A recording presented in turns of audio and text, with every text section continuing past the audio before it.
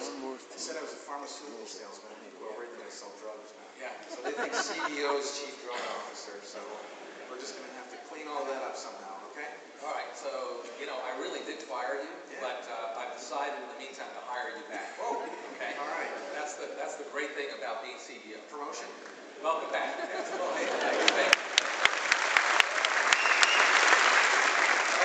good. So now what we're going to do is pop in here and look at something amazing. Now this new Citrix Studio connected to Excalibur is interesting because all of you that have managed desktops and apps in the past know the different administrative consoles that are involved in that sort of thing. Now they've all come together. When you launch it the first time, it comes up and it kind of gives you a status of who's been in here and doing what. So that's good. What's the latest activity?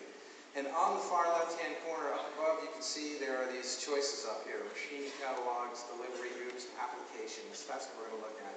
So we're managing virtual machines here. So we go into the machine catalog and we're loaded up. Now note, we not only have your obvious, Windows 7 dedicated VDI VMs in here, Windows 8 and pooled and all that. We also have a hosted shared 2012. And we have servers for application servers for 2012. So it's all managed in one space. Applications and desktops. If we wanted to go in here and create some new virtual machines, it's pretty much as easy as clicking that group, say add machines, it opens it up, and if you increment this to say a couple of more virtual machines in here and say next, keeping all this information the same and finishing it, it's just going to crush the system in the background and create these. It's going to create a couple of new VMs exactly the same as the others, so mirrored copies. Now these are hosted. Shared desktops. So you can put about 100 desktops on each machine. So in creating two of these systems, there's about capacity for 200 more users to come in with hosted virtual desktops. Okay? Now in the same user interface, we go into applications. We got a few applications in here, Office 2013, and these are all set up and ready for users to go and consume. They're virtualized, and it's pretty easy to go and create more. Pop in here, put them in the same application container. Go ahead and, we'll pick something real simple here, real straightforward and easy. If we browse in on this machine here, we can see that there's, IE. Pop it here, grab it and explore, next, and, guess what? We're going to put a user in there first. Pop back here. Now you can put all sorts of users associated here, groups of people, and I'm just going to go ahead and put myself in here for this one. You could put engineering, support, sales, whatever it might be. Pop through here. And finish it up, and that is it. It's going to go ahead and create that, and now that's launched too. So, 200 users on virtual desktops, another application, all in the same place. If we come back to delivery groups, this is the place where we can marry this to people that come out in the world. So when they come out and they connect, right, they're going to connect into the VM and the infrastructure we put together. So that's real straightforward. In fact, if I am an end user, I'm going to go ahead and pop a browser, and I'm going to look like this. So I'll connect, and I go ahead and log in here the way I did before. And you'll see the virtual desktops that are made available to me. Okay? So connect into those, and I can go ahead and pick one of these, like this hosted shared over here. It's going to connect it in. So this is a hosted shared desktop, and that is on Windows 2012. Just spun up and ready for me here. Logs me in, and there it is. Right? So that's beautiful. Great. So in here, we can interact like we did before. We can go to the desktop, see the applications that are here, pop around, into different areas.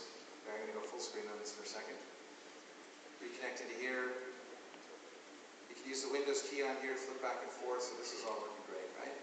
So now that we have that open, as a help desk person, we can create another tab here and go into Director. So we have Studio and we have Director. Studio, create the VMs, manage them all in one place, and send them out to the folks in the world, and then browser-based access to Director. So Director monitors all this activity. So when you come in here, the first thing we'll do is, when the help desk phone rings, usually it's somebody on the other line, they tell you their name, you search for them, and you find them. So it is going to go ahead and find the virtual desktop that they're running on and everything associated with it. So it does. And 70% of the time when the folks call into the health desk, it's rogue processes that are going. So it opens up right to there. These are the applications that are running, and these are the crazy little processes and so forth. You can fix things. If it goes beyond that, there's a details button up in the corner. And the details button in the corner essentially allows you to kind of grep and Google that entire machine. It tells you everything you need to know about it. So you're going to zoom in and you're going to fix things. And boy, you know what? If that isn't enough, you can also pop into here and even shadow. So connect in right over the network onto that desktop and see the desktop and fix it right where you're there. Okay?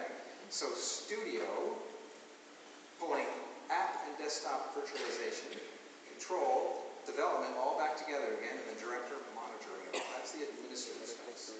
Okay? Okay, good. Now the end user experience. So with Excalibur. So HDX enhancements, what we're going to do is get a camera shot on the iPad. Now we're not going to go AirPlay here with the iPad, because I want to show you the interaction with the iPad also. So we're going to connect into a virtual desktop here. This is a Windows 8 virtual desktop running with Excalibur. And we're going to focus in on the enhancements and the usability. So we've connected with the PC earlier to VDI desktops for Windows 8. Now we just did it on an iPad. Okay? iPad, VDI connection back into Windows 8. You can see, I've got all sorts of applications running here. Touch control, pop into here and check out the weather. So here we are with our start menu and our Windows 8 applications. Pull this down, lose that. Come down into the start menu, we can do something really interesting here. We can go and pop on video. So we can really do a stress test here. So we're going to run this video right here. Now, when you're on a PC, it's going to offload the video onto the PC itself, right? But in this case, you can't do that because the iPad can't help play the video. So this shows that this high def, super high def, 720p, 3D video is playing flawlessly, audio and video, because of the new compression algorithms. It's using a fraction of the bandwidth over the wire, and with that, it can deliver that kind of performance to the iPad and other devices like it. That's the new super codec. Okay? That's right. Okay?